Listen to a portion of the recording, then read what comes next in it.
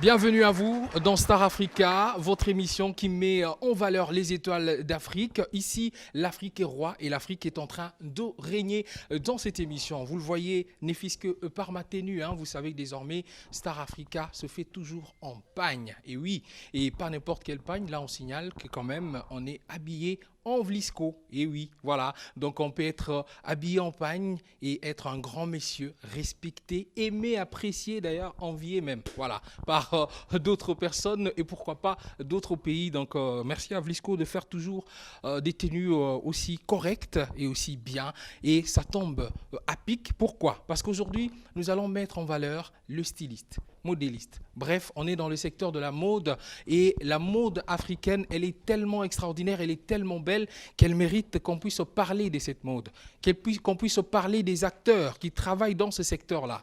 Voilà, on peut voir que ma tenue est correcte, mais c'est fait par un styliste congolais, à l'occurrence le Brun, voilà, que je salue, le Brun Couture, qui a fait cette tenue et qui est impeccable. Alors, avec Maxi Agency, aujourd'hui, vous allez voir et vous allez comprendre qu'on a de talent chez nous, au Congo. Nous, Star Africa, en faisant déjà cette émission, nous reconnaissons aussi cette qualité. Alors, sans plus tarder, on démarre cette émission avec des applaudissements et on retrouve bien sûr Berry Mutombo qu'on accueille.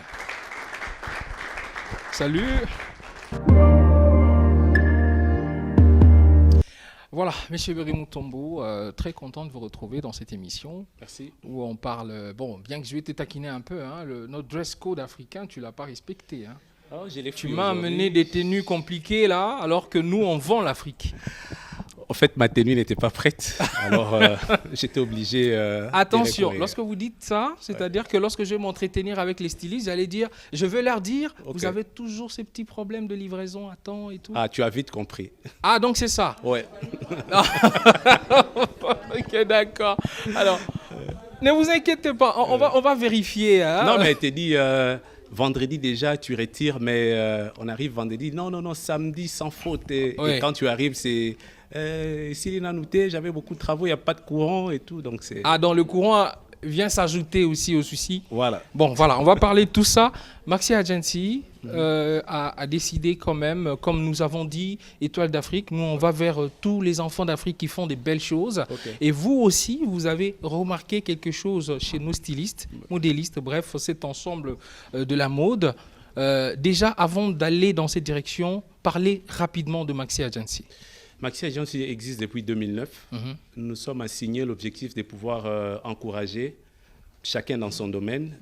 Vous savez, ici dans notre pays, on a l'habitude généralement de pouvoir reconnaître les mérites des gens quand ils ne sont plus en vie. Okay. Alors nous, nous sommes assignés cet objectif de pouvoir encourager les différentes personnalités, chacun dans son domaine, pour que...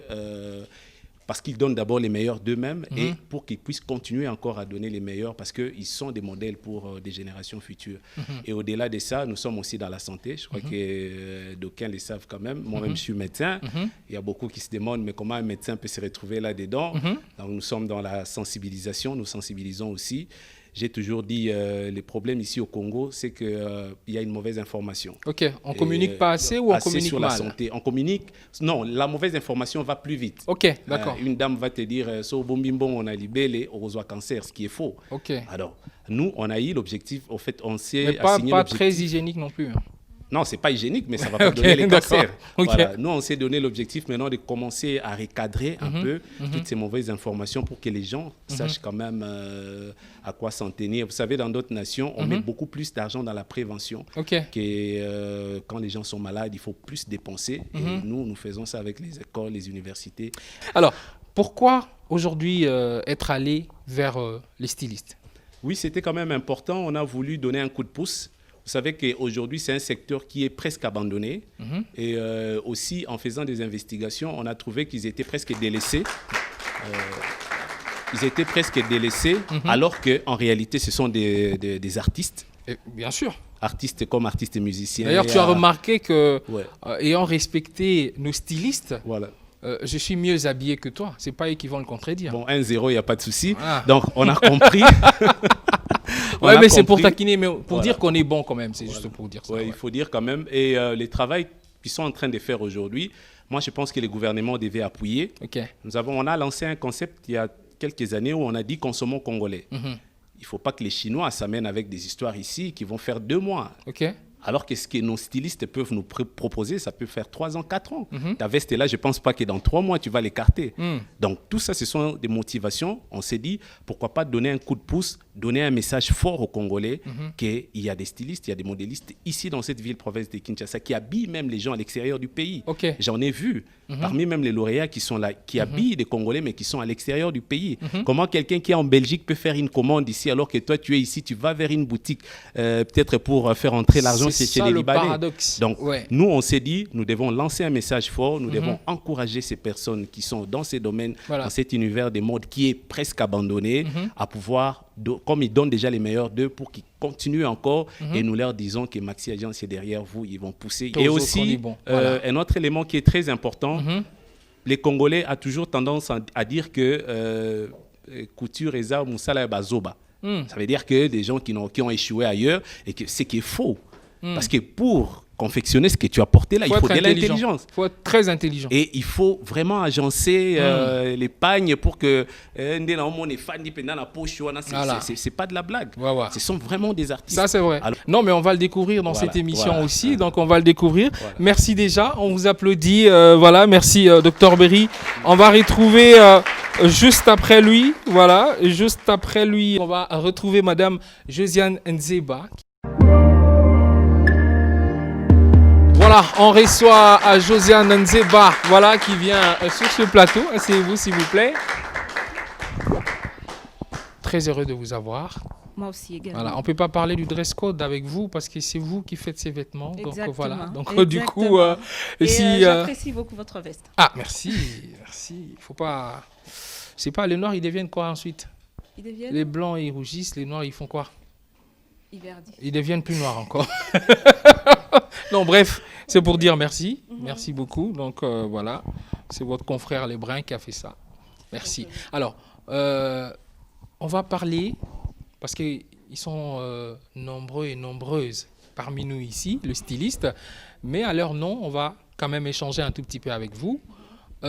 Déjà, la toute première question, comme l'a dit Berry Mutombo tout à l'heure, c'est dans le sérieux. Pourquoi est-ce que les gens donnent facilement des raisons comme quoi vous avez toujours des soucis des livraisons?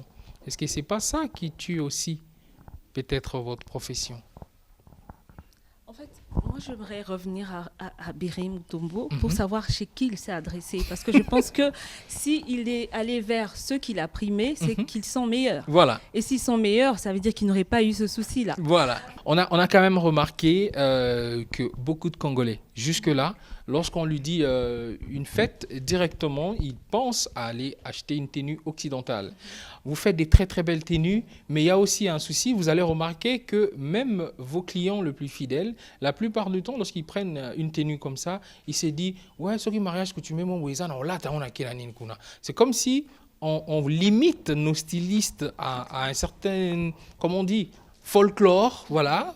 Et puis, lorsqu'il s'agit de la modernité, on ne vous amène pas vers cette modernité. D'où vient cette cause? Est-ce que vous prenez le temps d'en parler pour comprendre qu'est-ce qui se passe? Justement, c'est un sérieux problème. Et si nous sommes là aussi, c'est pour en fait, en parler et appeler au fait, la population à consommer ce que nous faisons. Parce que je pense que c'est un peu dans la même optique. On ne sait pas vers qui s'adresser quand on a un besoin. On ne sait pas comment orienter son besoin. Et du coup, on frappe à la mauvaise porte et on n'est pas satisfait. Moi, je pense que les vrais stylistes qui ont conscience du travail, disons, je peux dire de la responsabilité qu'ils ont, ils se battent en fait pour que leurs clients soient satisfaits. Mais peut-être aussi que vous ne communiquez pas assez, parce que tout à l'heure, on a quand même parlé d'une soit ne pas communiquer assez ou communiquer mal, parce que vous n'envahissez pas trop peut-être les médias. Vous n'êtes pas trop visible, même en termes de panneaux publicitaires et autres. Certes, ça demande de moyens, mais il faudrait peut-être se faire violence. On va prendre note. D'accord. Voilà. Alors, le souci aujourd'hui, pour notre mode, à nous, Africains, Congolais, pour qu'on ne parle pas de vous seulement à Kinshasa, mais qu'on parle de vous à Abidjan, parce qu'aujourd'hui, on a vu qu'il y a des stylistes de la Côte d'Ivoire qu'on connaît ici. Mais est-ce qu'au niveau de la Côte d'Ivoire, on connaît des stylistes congolais? Parce que notre souci, c'est aussi de booster le Congo. On parle de l'Afrique, oui, mais le Congo en particulier. Est-ce qu'il y a des réflexions? Est-ce qu'il y a des ateliers? Est-ce qu'il y a, voilà, dans ce sens-là, pour qu'on ne parle pas seulement de vous ici, mais que vous puissiez vous exporter? En fait, nous avons des associations qui sont mises en place pour discuter de tout cela et permettre aux stylistes une certaine cohésion. Je ne suis pas seule, je vais inviter Madame Lydia qui va vous en dire plus à ce propos. Par rapport à cette question. Exactement. On retrouve, on ne croirait pas que c'est fait par nous, hein, mais c'est fait par nous. Voilà, nous les Congolais. Ah oui. Voilà, ce souci-là, vous avez compris ma question. Comment ça se passe? Ça ne vous dérange pas que, bon, voilà, nous ne soyons qu'au niveau national ou avec 2, 3, 4 personnes dehors parce que ma tante lui a parlé de moi? Est-ce que ça ne dérange pas? Effectivement, c'est un grand souci. Quand on essaye de voir le rapport que l'on a par rapport à la mode congolaise, nous sommes vraiment en deçà de ce qu'on attend de nous. Mais qu'est-ce qu'il faut faire pour qu'on soit consommé à l'étranger? Ouais. Tout commence d'abord par un souci de confiance. Il faudrait que le Congolais, comme vous l'avez dit au départ, ait confiance en ce qui est fait en RDC. Qu'est-ce que les stylistes font? Comment ils le présentent? Essayer de faire confiance, c'est aussi accepter les erreurs du styliste. Parce que finalement, il y a un grand ami qui est dans la salle ici d'ailleurs, qui m'a dit que le meilleur client, c'est celui qui apporte les bonnes corrections. C'est lui qui ne vous fouille pas. C'est lui qui revient vers vous. Voilà. Souci de confiance entre vous et les Congolais ou avec d'autres personnes. Il faut comprendre qu'au Congo, ceux qui ont précédé dans cette profession avaient déjà posé pas mal de soucis. Et il y a eu cette crise de confiance par rapport aux stylistes et nos frères et sœurs de tous les jours. Comment vous faites pour cette réconciliation? Déjà, la réconciliation, c'est vrai qu'il faut le faire, mais c'est aussi revenir à ce qui avait été dit avant. Vous allez où? Quand on va chez un styliste, on attend quelque chose d'un styliste. On attend que le styliste nous donne le meilleur de soi. C'est qu'il est capable d'inventer son rêve. Quand vous allez chez un couturier, vous faites faire ce que vous voulez. Faites-moi mon vêtement selon tel modèle. Ça, c'est encore autre chose. Quand vous allez chez les tailleurs du coin, lui, il essaie de rafistoler ce qu'il peut. Donc, sachez d'abord là où vous vous adressez. Ensuite, venez nous parler de réconciliation.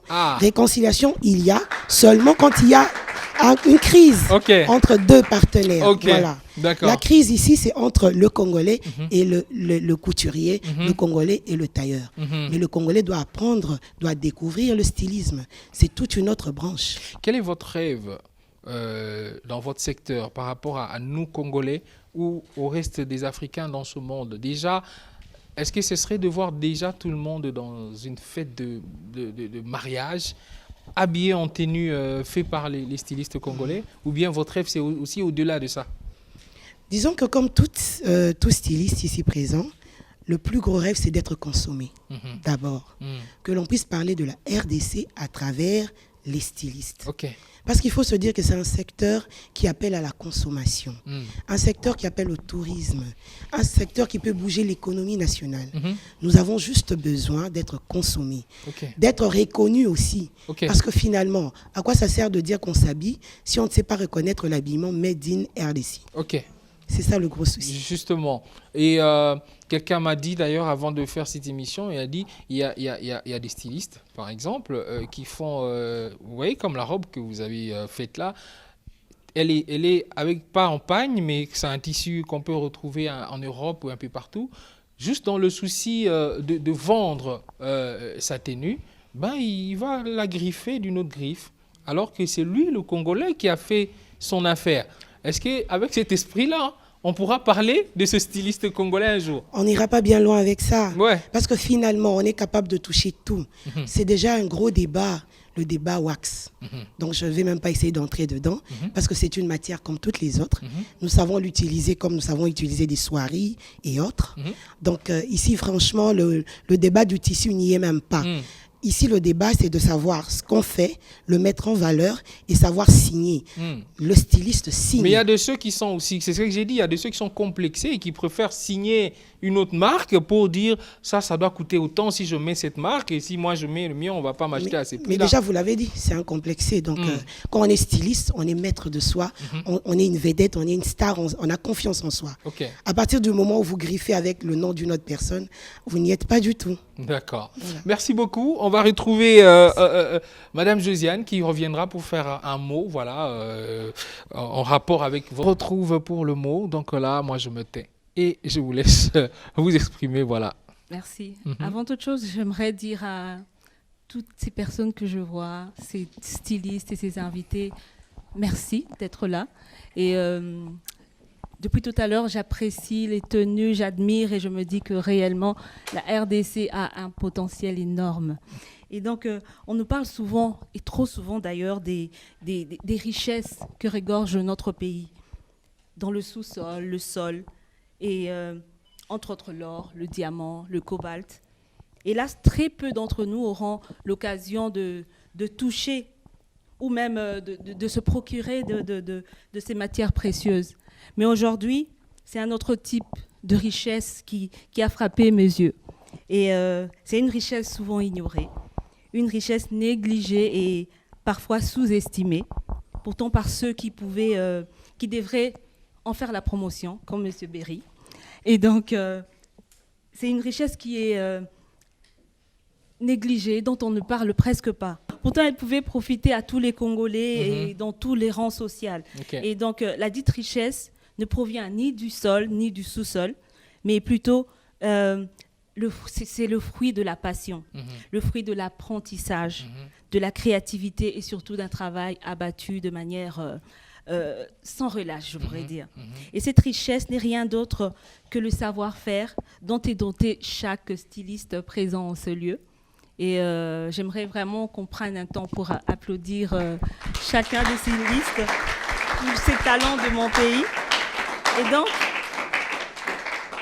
je crois fermement que si on ajoutait à ce savoir-faire des ingrédients tels que la détermination, l'unité et la cohésion, la mode africaine ferait un pas de géant. Et les vêtements en pagne et autres réalisés par nous ne seraient plus seulement le statut, n'auraient plus tout simplement le statut du vêtement traditionnel dont on se pare occasionnellement pour clamer notre africanité, mais ce serait un vêtement qu'on pourrait mettre au quotidien, comme vous l'avez dit tout à l'heure. C'est lui qui fait partie intégrante de notre art de vivre et de notre identité nationale. Alors, mesdames et messieurs, chers collègues stylistes, c'est ici pour moi l'occasion de lancer un double appel. Un appel aux stylistes congolais que nous sommes. À vous, je demande que nous puissions nous mettre ensemble pour réfléchir à des mécanismes qui pourraient nous aider à raffermir nos liens. Réfléchir à la consolidation des structures fortes pouvant de manière concrète, je dis bien concrète, favoriser l'échange, le partage d'expériences et d'opportunités dans ce domaine qui nous tient à cœur. Que nous puissions réfléchir à des stratégies visant à promouvoir la mode congolaise, d'abord à l'échelle nationale, mais aussi à l'échelle internationale. Et à la population de mon pays, je lance un vibrant appel à consommer la mode congolaise. Il y a un adage qui dit « l'herbe n'est pas plus verte ailleurs ». Mais moi, je vais ajouter qu'elle est verte là où on l'arrose. Donc, c'est à nous d'arroser notre herbe. Alors, je pense qu'ensemble, main dans la main, nous pourrons redonner à la mode congolaise la place qu'elle avait occupée à l'époque de la zaïrianisation, vous vous souvenez. Hein. Mais cette fois, ça ne sera pas par contrainte, je veux dire, mais plutôt par amour et satisfaction. Donc, je vous remercie et que Dieu bénisse la RDC. Merci beaucoup. Voilà, on est arrivé à la fin de ce programme. C'était Star Africa dédié à la mode africaine et aussi on a mis en valeur cette femme africaine qui est fêtée aussi voilà, cette semaine pendant que nous sommes en train de faire ce tournage. Les hommes aussi, on les a vus défiler avec leurs mannequins. Donc on demande à tous les Africains de pouvoir consommer, bien sûr, nos tenues, parce que les Occidentaux ont leurs tenues. Nous aussi, il faudrait consommer nos stylistes d'ici chez nous. Voilà pourquoi moi, je presse par l'exemple depuis un petit moment. J'arrive toujours en wax, Vlisco, voilà, parce que c'est la qualité, c'est ce qui vaut la peine, voilà, on va le dire comme ça. Un grand monsieur peut être aussi habillé en wax et respecté, vous êtes en train de le remarquer. Merci à Lebrun, mon styliste, voilà, pour avoir créé cette pièce que vous êtes en train de voir. On a fini pour aujourd'hui, on applaudit les stylistes et moi je vous dis au revoir et bye bye.